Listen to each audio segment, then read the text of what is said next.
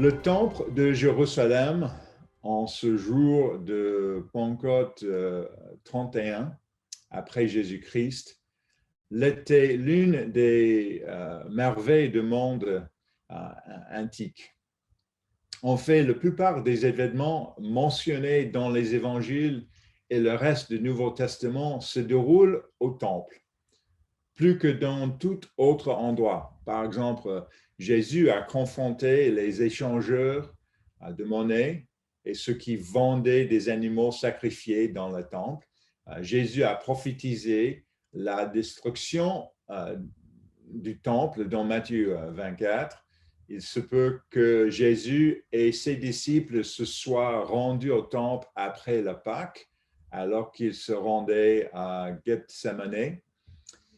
Le voile du temple s'est déchiré en deux, de haut et en bas à la mort de Jésus. Et Zacharie a offert l'encens dans le temple où l'archange Gabriel lui est apparu et lui a dit que Zacharie et Élisabeth allaient voir un fils.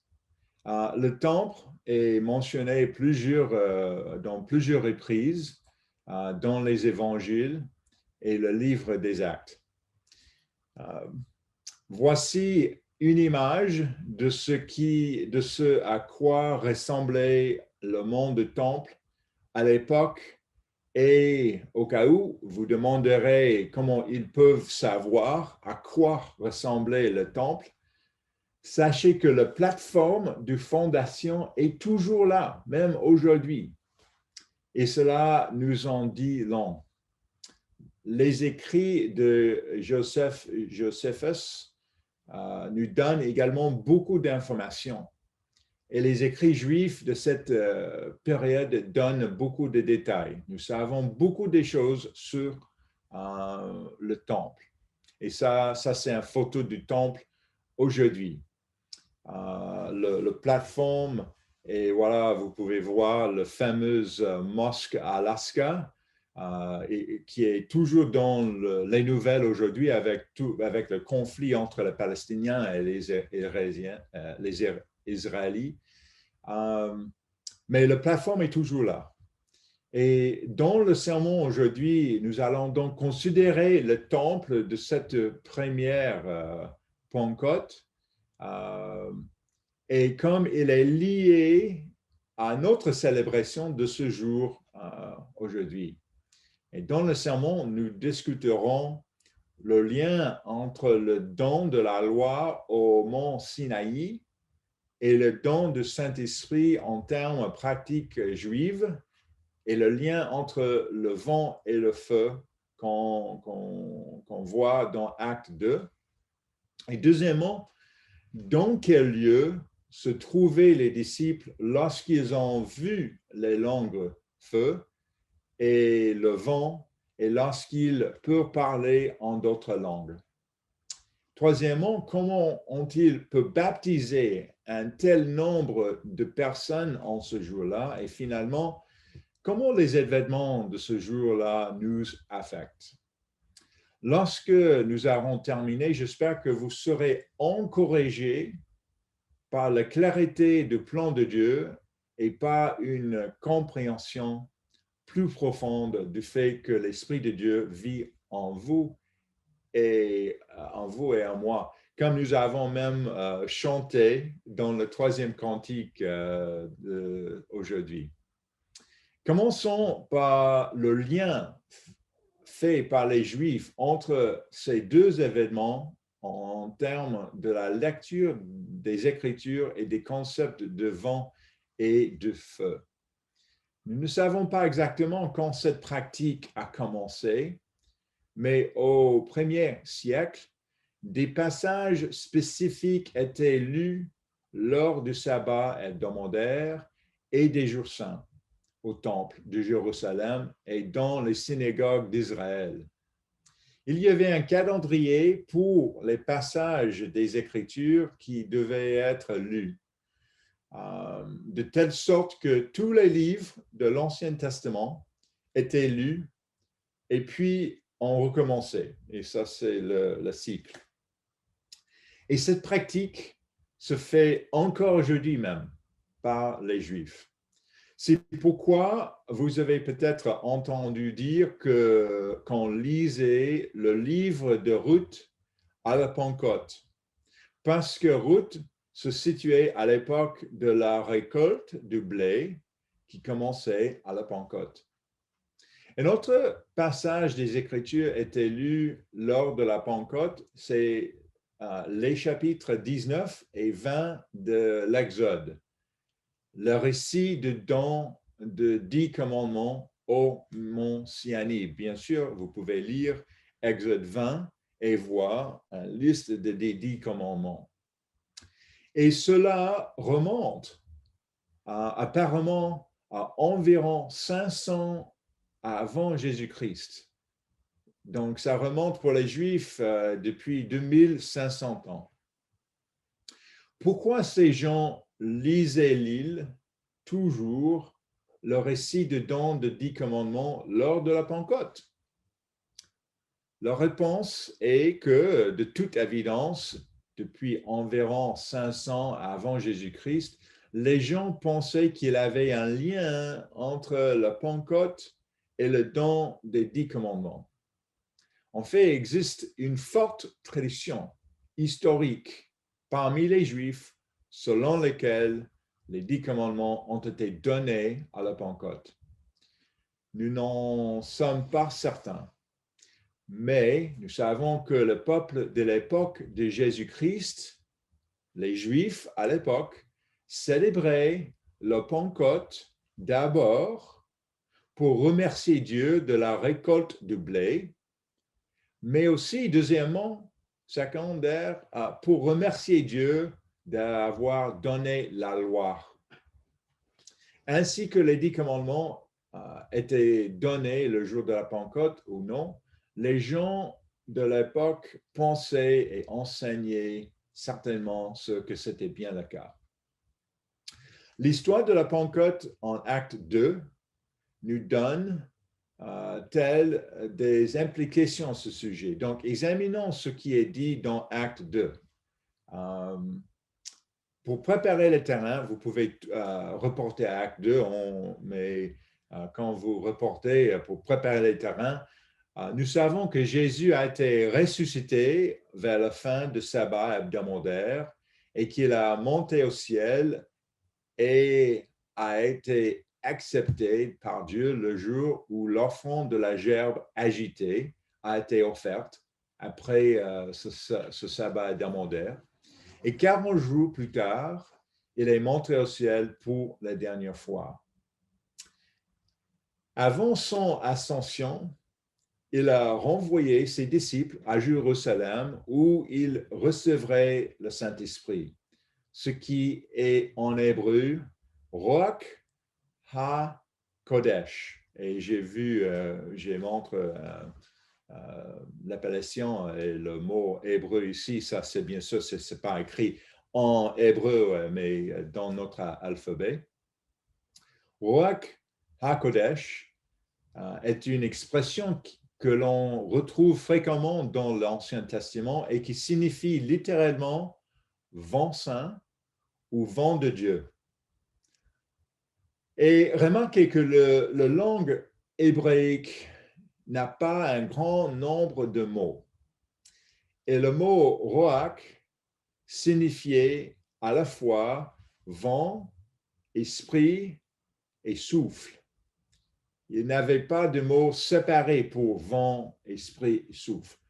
Et nous voyons un lien clair entre le vent et le don de Saint-Esprit dans Acte 2. Donc, j'espère que vous êtes toujours déjà dans Acte 2, versets 1 et 2, et je vais lire sur l'écran. Il dit, le jour de la Pentecôte, ils étaient tous ensemble dans le même lieu. Et verset 2, tout à coup, il vint du ciel un bruit comme celui d'un vent impétueux et il remplit toute la maison où ils étaient assis.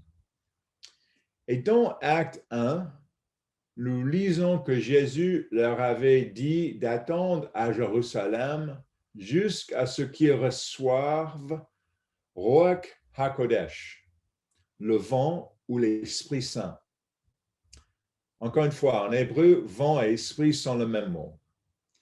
Et ils s'attendaient le vent saint ou le vent de Dieu. On s'attendrait à ce que cela soit accompagné par un bruit de vent. Et remarquez que ce n'était qu'un bruit comme celui d'un vent et non pas le vent lui-même, car cela aurait probablement été très destructif d'avoir un vent si fort comme ça, voire dangereux pour les personnes qui ont été témoins.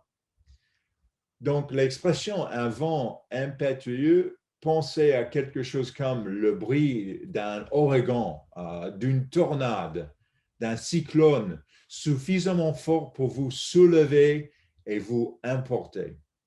Mais pendant ce temps-là, les lectures du temple avaient commencé. Et nous ne savons pas dans quel ordre, mais nous savons qu'en plus d'Exode 19 et 20, ils ont également lu Ézéchiel 1, que le peuple juif lit également dans les synagogues lors de la fête de la Pentecôte jusqu'à ce jour même. Donc, tournez s'il vous plaît vers Ézéchiel 1 et versets 1 à 4. Et maintenant, imaginez ceci.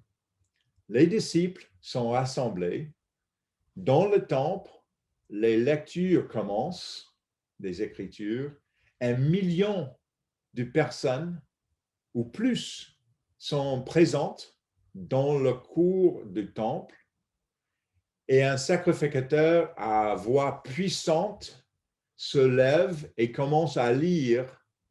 Et peut-être ce passage ici dans Ézéchiel 1 et versets 1 à 4, où Ézéchiel décrit Dieu descendre pour apparaître devant lui. Et on peut lire verset 1.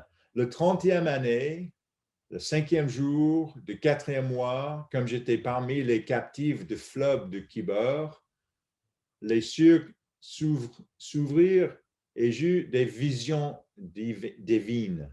Et verset 4. Je regardais et voici, il vint de septentrion, un vent impétueux, c'est la même expression, une grosse nuée, une gerbe de feu qui répandait de tous côtés une lumière éclatante au centre de laquelle brillait comme la reine polie sortant du milieu de feu. Donc le sacrificateur lit ce passage d'Ézéchiel le jour de la Pentecôte. Serait-ce le moment où le son d'un vent est apparu? C'est intéressant de considérer ça. Mais ce n'est pas du tout. Remarquez ce qui se passe ensuite dans Acte 2 et verset 3. Donc, revenons s'il vous plaît, reportez-vous s'il vous plaît. Et vous pouvez garder même votre place dans Acte 2 parce qu'on va regarder Acte 2 souvent dans ce dernier sermon. Dans Acte 2, verset 3, on peut voir des langues semblables à des langues de feu, le apparut, séparées les unes des autres et se posèrent sur chacun d'eux. Encore une fois, tout comme le son de vent qui ne ferait pas de mal et ne blesserait pas les gens, ceci n'est pas un feu littéral qui aurait brûlé les gens, mais c'est quelque chose qui ressemble au feu. Dans Ézéchiel, nous lisons une description de Dieu venant comme un grand vent avec du feu. Réfléchissons maintenant à la signification de feu. Si vous regardez les endroits où la présence de Dieu descend pour être avec le peuple de Dieu, vous verrez qu'il se manifeste sous forme de feu. La première fois, c'est lorsque Dieu est descendu sur le mont Sinaï. Donc, remarquez Exode 19 et verset 18. Exode 19 et verset 18. Et n'oubliez pas que le sacrificateur a lu ce passage pendant le jour de la Pentecôte. Exode 19 et verset 18, vous pouvez lire, le mont Sinaï était tout enfumé parce que l'Éternel a été descendu au milieu de feu. Cette fumée se levait comme la fumée d'une fournaise et toute la montagne tremblait avec violence. La deuxième fois, c'était dans le cas du temple, dans 2 Chroniques 7 et verset 1. Vous pouvez lire aussi, vous pouvez remarquer dans vos notes, et vous pouvez tourner à 2 Chroniques 7 et verset 1 et voir que ça, c'est la deuxième fois. Et ça, c'est le contexte ici, c'est quand Salomon a construit et dédié le temple. Il est dit, comme il est dans l'écran ici, lorsque Salomon eut achevé de prier, le feu descendit du ciel et consuma l'holocauste et les sacrifices, et la gloire de l'Éternel remplit la maison. Imaginez cela. Salomon a construit et consacré le temple, et tous les Israélites regardent et attendent. Et soudain, du ciel, est sorti un feu qui a roulé l'offrande et rempli les cours du temple. Et maintenant, nous voyons à nouveau les mêmes manifestations lorsque Dieu vient donner son esprit, son Saint-Esprit. Maintenant, pour une troisième fois, lorsque la présence de Dieu va descendre, nous voyons du feu. Le feu est descendu sur chacune des personnes présentes. Le lien entre le mont Sinaï, le temple de Salomon et la célébration chrétienne de la Pentecôte sont très forts. Il existe un autre lien remarquable entre les événements de mont Sinaï et la Pentecôte. Vous souvenez-vous de ce qui se passe lorsque Moïse est descendu du mont Sinaï avec les 10 commandements? Lorsque Moïse est descendu de mont Sinaï, il a vu les Israélites danser autour d'un veau d'or. Et voilà, l'image de veau d'or devient le film Les 10 commandements. Et vous souvenez-vous de ce qui se passait lorsqu'il est descendu? Lorsqu'il est descendu, Moïse a dit aux Lévites de sortir et de mettre à mort tous les responsables. Les Lévites ont donc enfilé leur épée et tué 3000 personnes. Ce n'est pas nécessaire de reporter, mais vous pouvez noter ça dans Exode 32 et verset 28. 3000 ans, il dit environ 3000 hommes. Donc, maintenant, reportez-vous à nouveau à Acte 2. Peut-être vous êtes toujours là, mais dans Acte 2, on attend le bruit d'un vent, le feu apparaît, se divise et descend sur ceux qui sont rassemblés là. Et soudain, alors que la petite communauté de disciples de Jésus représentait une centaine de personnes, plusieurs milliers de personnes sont baptisées ce jour-là. Et vous souvenez-vous combien ont cru et ont été baptisés ce jour-là? 3000. 3000 personnes. Donc, 3000 personnes sont mortes pour avoir participé à cette abomination de veau d'or. Et que se passe-t-il maintenant, le jour de la fondation de l'Église? Dieu descend à nouveau et cette fois, 3000 personnes reçoivent la vie. il semble assez clair que Dieu établit un lien entre certaines choses. Les 3000 personnes qui sont mortes au mont Sinaï et les 3000 personnes qui ont reçu la vie ici. Cela plaide fortement en faveur de l'existence d'un lien entre les 10 commandements donnés au mont Sinaï et le Saint-Esprit donné le jour de la Pentecôte. Sinon, pourquoi Dieu aurait-il choisi ce jour-là et pourquoi 3000 personnes? Dieu n'est pas un Dieu de coïncidence. Il semble que Dieu établisse ici un lien clair entre le mont Sinaï et la Pentecôte décrit dans Acte 2. Cela semble indiquer que ce que le mont Sinaï représentait pour les Israélites et ce que la Pentecôte représente pour un chrétien de l'Église du Nouveau Testament. Donc, passons au point suivant. Où les disciples ont-ils fait l'expérience de toutes ces choses? Donc, considérons d'abord où là ils n'étaient pas. Nous avons peut-être une centaine ou plus de disciples de Jésus qui sont réunis à ce moment-là. Et je suis allé à Jérusalem, j'ai la chance d'y aller il y a 30 ans déjà, et j'ai vu des endroits comme ça, de certaines maisons de cette époque. Ça, c'est une grande maison, mais la plupart des maisons n'est pas si grand comme ça. La plupart des maisons sont très petites même, seulement à peu près 20 mètres carrés. Imaginez de mettre 120 personnes dans une maison de 20 mètres carrés. Il serait difficile, voire impossible, de réunir un tel nombre de personnes dans une maison moyenne. Donc, essayez de mettre 120 personnes dans votre maison. Il n'y a pas beaucoup de place. Un autre facteur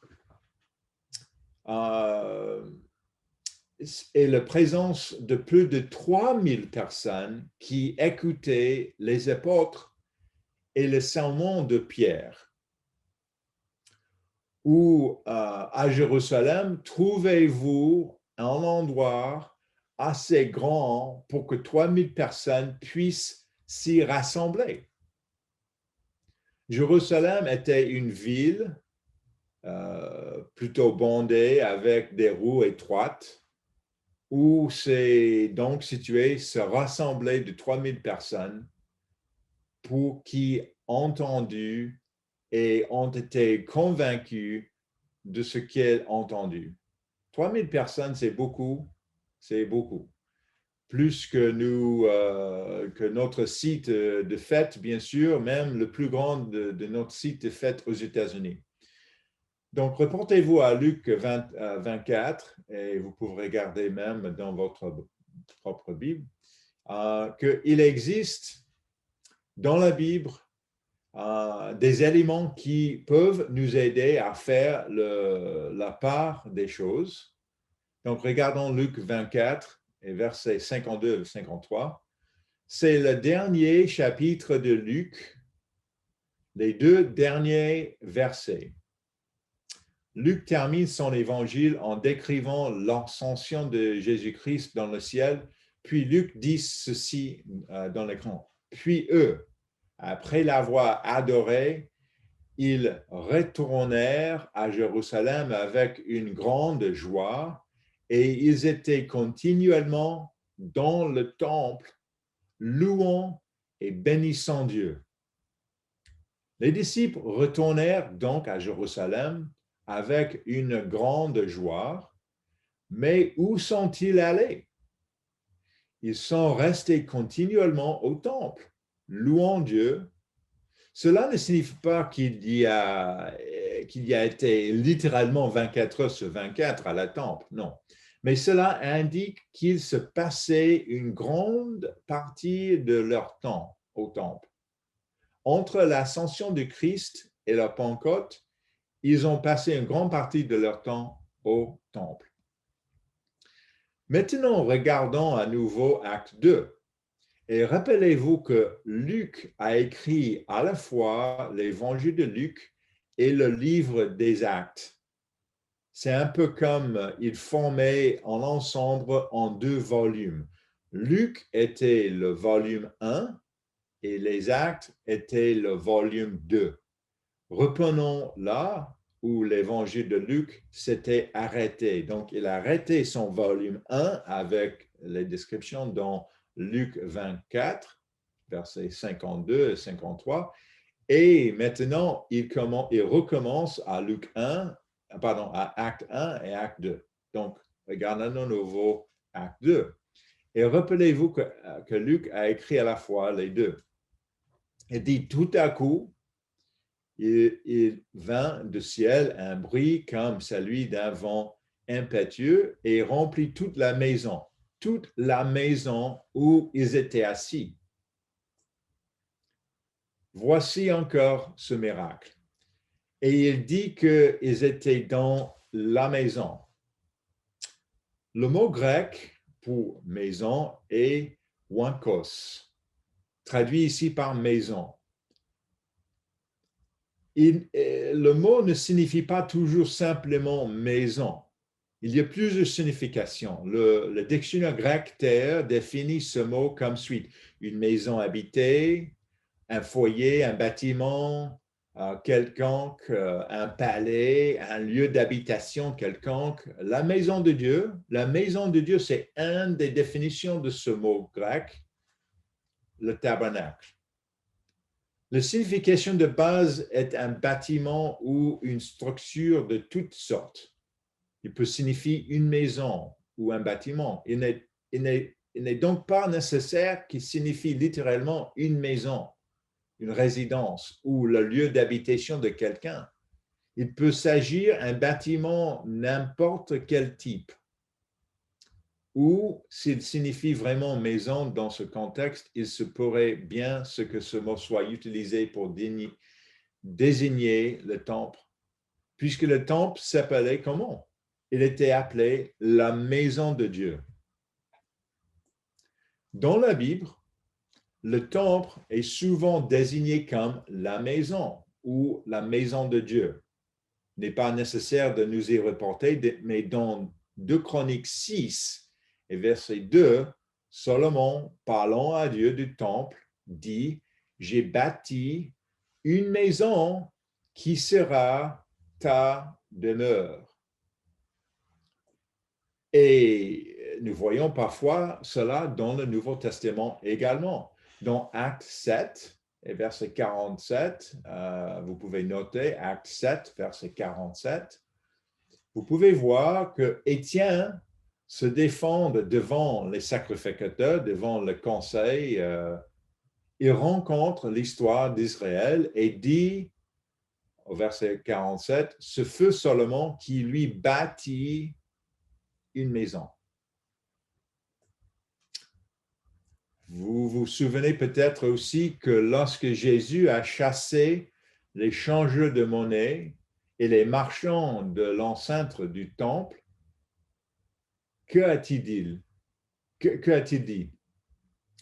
Il dit dans Matthieu 21, verset 13, ma maison sera appelée une maison de prière, mais vous en faites une caverne de voleurs. Ainsi, Jésus-Christ lui-même a fait référence au temple comme étant sa maison. Ce ne sont là que quelques exemples, il y a d'autres. Et jusqu'à ce jour, comment le peuple juif appelle-t-il le mont de temple? Ils appellent Er Habit, la montagne de la maison, c'est-à-dire la maison de Dieu. Donc, continuons à lire dans Acte 2. Et la question, c'est que est-ce qu'il est possible que la maison où il se trouvait était le temple? C'est une question. C'est une question. Acte 2, on peut lire encore une fois. Il y avait passé beaucoup de temps, comme nous l'avons vu dans le dernier verset de Luc. Ils ont vu des langues, semblent des langues de feu, et se posèrent sur chacun d'eux, et il fut tout rempli de Saint-Esprit. Donc, considérez ceci. Pierre et les autres apôtres étaient là, entendant, selon les instructions du Christ, de recevoir le Saint-Esprit. Ils ont passé beaucoup de temps dans le temple. C'est le jour de la Pentecôte. Où vont les Juifs craignant Dieu? En particulier, ceux qui sont continuellement dans le temple, lors de l'un des 7 jours saints de Dieu. De toute évidence, ils vont au temple. Et non seulement cela, mais comme nous le lisons dans les prochains versets, il y a toute une foule de gens qui ont parcouru de longues distances. Ils sont venus là pour la Pentecôte. Où ces gens vont-ils se trouver le matin de la Pentecôte? Ils vont être dans la maison de Dieu, le temple. Puis, il y a le miracle des apôtres qui parlent dans d'autres langues, au moins 15 langues et dialectes différents. Et certains dans la foule se moquent de cela et disent ils sont pleins de vin nouveau. Ils sont ivres. Et que de Pierre. Et reportez-vous, s'il vous plaît, maintenant au verset 15, acte 2, verset 15. Il dit, ces gens ne sont pas ivres, comme vous le supposez, car c'est la 3e heure du jour. La 3e heure. La 3e heure du jour est 9 heures du matin. C'est à 9 heures du matin. La prière et les sacrifices de l'après-midi ont eu lieu à 3 heures de l'après-midi. Le sacrifice et la prière de matin ont lieu à 9 heures du matin et la 3e heure selon le décompte du temps. Donc, 2 sacrifices par jour. La 3e heure, c'est 9 heures du matin et à 3 heures de l'après-midi. Où sont les hommes craignant Dieu qui sont continuellement dans le temple lors de l'un des jours le plus saints de l'année à 9 heures du matin? Il ne fait aucun doute que ce passage décrit ces événements qui se sont déroulés dans le temple. C'est là que tout le monde se serait trouvé à cette heure-là, ce jour-là. L'ensemble du complexe du temple était appelé le temple ou le mont du temple ou la maison de Dieu. Et ça, c'est une image en nouveau. Et il couvrait une superficie d'environ 35 terrains de foot. Imagine cette distance. C'est 14 hectares. Ça, c'est ce plafond ici. Il y avait une petite structure intérieure, le temple lui-même, vous pouvez voir ça dans cette image, et sa cour intérieure qui couvrait peut-être un peu plus d'1 hectare.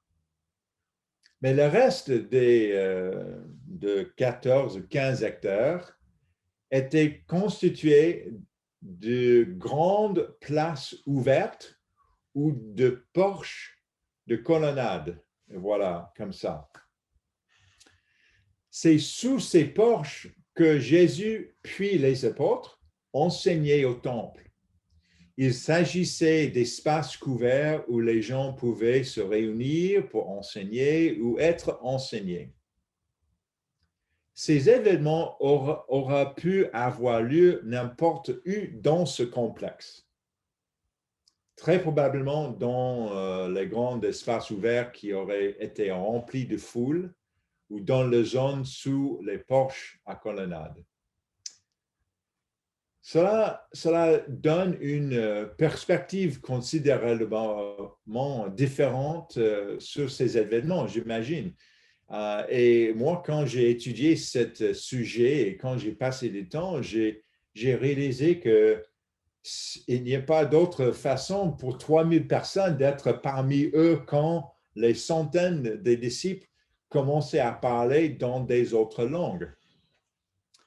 Et je pense que ce qui est décrit ici, c'est que les apôtres se trouvent quelque part dans ce complexe du temple quand soudain, tout l'endroit est rempli de bruit d'un vent et que le feu apparaît, se divise et descend sur les membres de l'Église qui sont rassemblés là, le jour de la Pentecôte.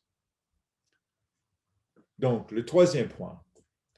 Considérons maintenant comment les gens ont été baptisés ce jour-là.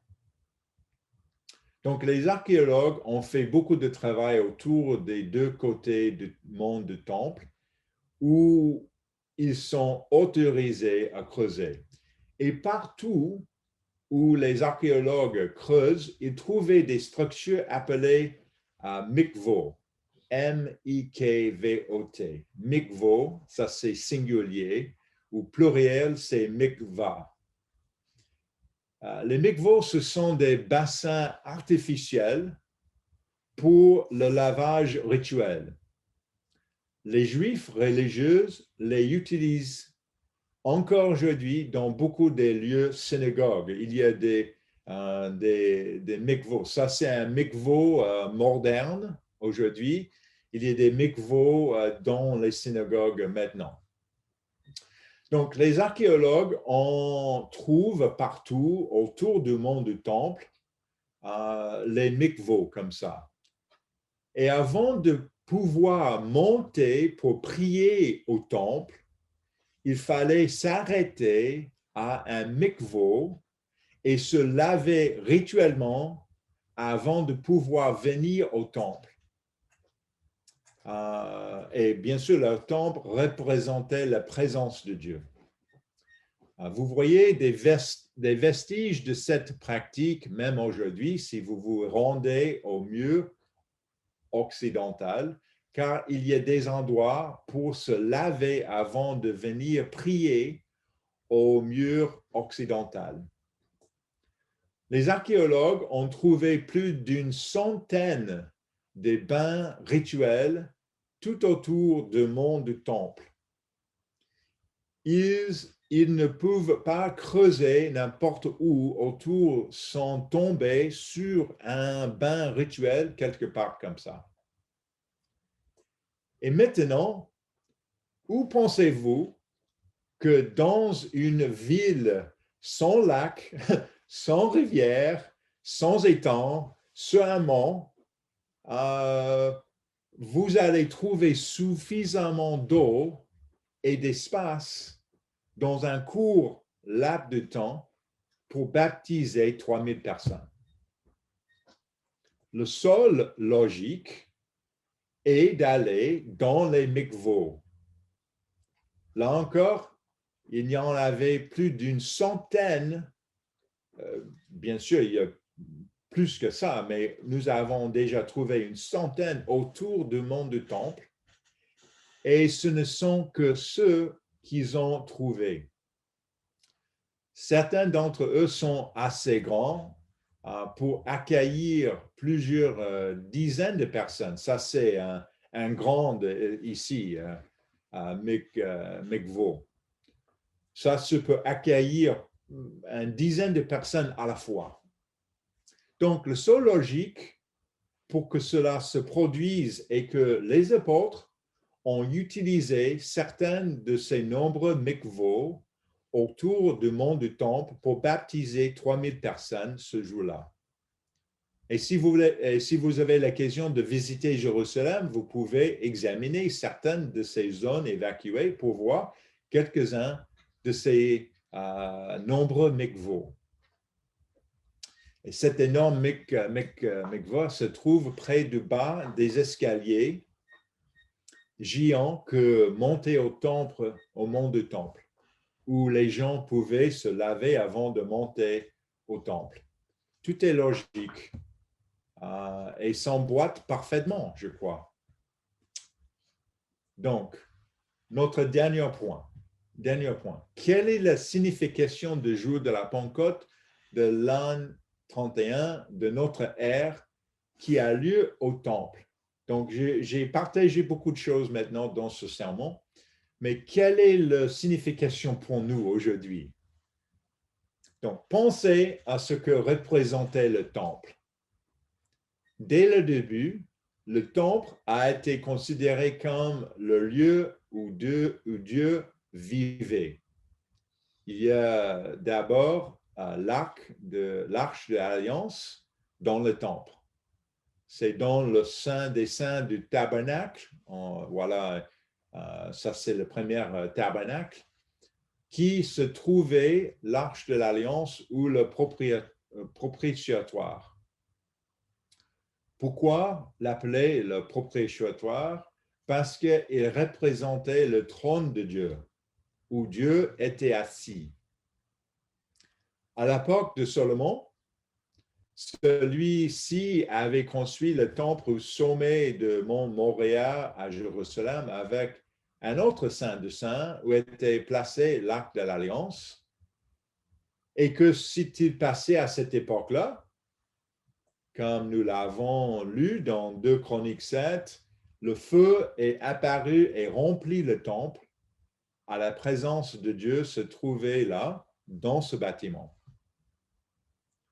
Donc, ce temple avait été détruit par les Babyloniens, mais un nouveau temple avait été construit sous Zorobabel, puis Hérode le Grand en a construit encore le plus grand et le plus beau à l'époque du Christ. L'une des merveilles du monde antique. Et tous ceux qui, dans le monde connu, voulaient venir trouver la présence de Dieu se rendaient à Jérusalem. Et ça, c'est une représentation de la vraie temple sur le plafond de mont de temple. Et ça, c'est le bâtiment, ça c'est dans ce bâtiment vit Dieu. Les gens viennent et disent, voilà, Dieu vit dans ce bâtiment.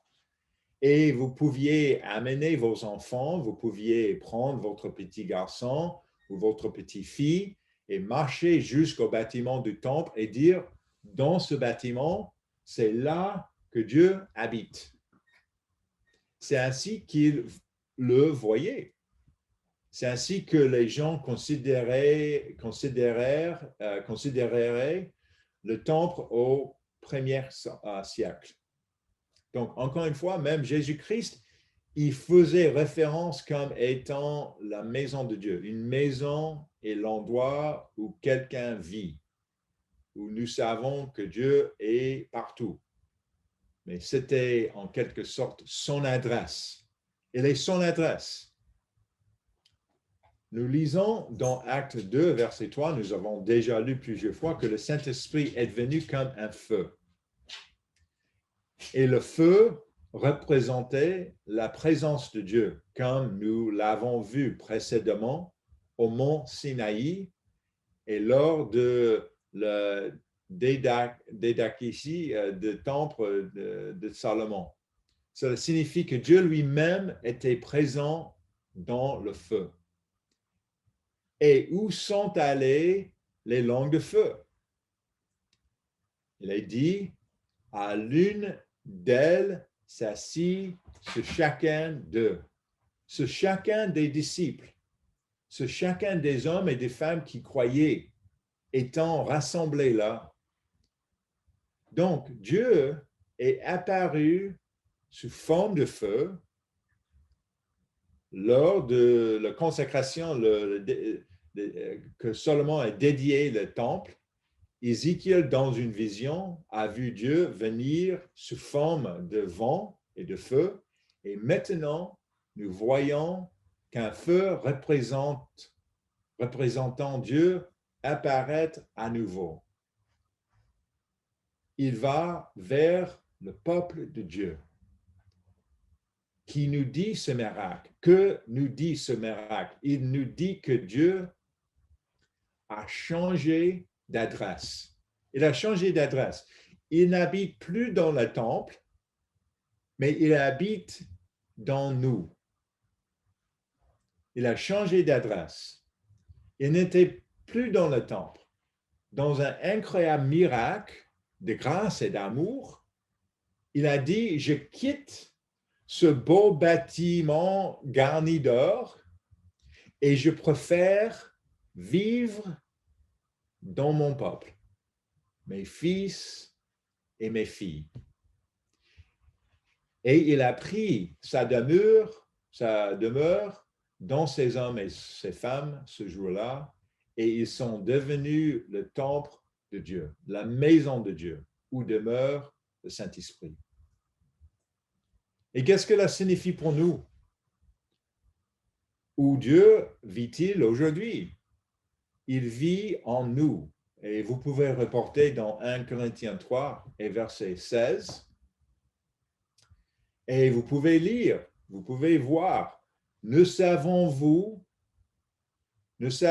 pas que vous êtes le temple de Dieu et que l'Esprit de Dieu habite en vous?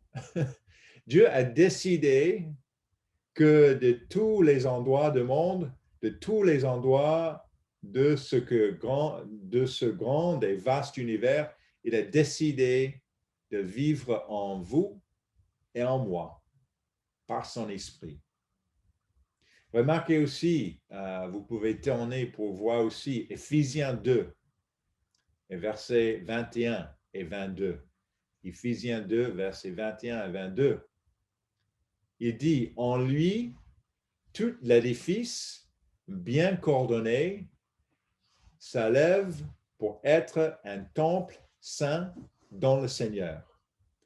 En lui, vous êtes aussi édifiés pour être une habitation de Dieu en esprit. En conclusion, nous pouvons voir que de nombreux liens existent entre la Pentecôte de l'an 31 et la manière dont Dieu a manifesté sa puissance dans l'Ancien Testament. Mais l'événement le plus significatif de cette journée est de montrer que Dieu n'allait plus vivre dans un temple fait des mains d'hommes, mais il vit dans nous, dans ses enfants. Si le monde doit connaître la présence de Dieu, l'une des façons de connaître et de voir Dieu est de le voir en nous. Nous devrions être pour ce monde ce que le temple était pour les gens de cette époque. Et c'est en partie ce que signifie la Pentecôte. Dieu n'habite plus dans un temple fait de mains d'hommes, il habite en nous par son esprit. Et vous et moi, voilà, le monde a déséparément besoin de savoir qui est le vrai Dieu. Et il devrait pouvoir le voir en nous. Cela devrait nous faire réfléchir à notre comportement, nos paroles, nos pensées, et nous inspirer à les soumettre davantage à Dieu, afin d'accomplir ce que Dieu souhaite pour nous. Nous ne méritons pas d'être le temple de Dieu, mais Dieu a choisi de vivre avec nous, en nous et à travers nous. C'est une partie essentielle de ce que signifie cette fête de la Pentecôte.